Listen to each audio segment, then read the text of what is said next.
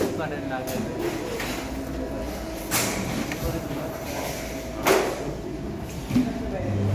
ঘুরলে ওই মাথাটা এখন লাগবে এক লাভে থাকবে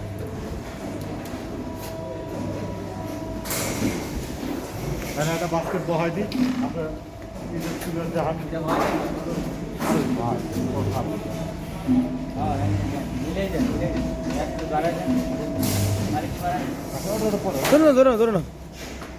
ধরো না হ্যাঁ ঠিক আছে আমরা যা করেছেন তাই করে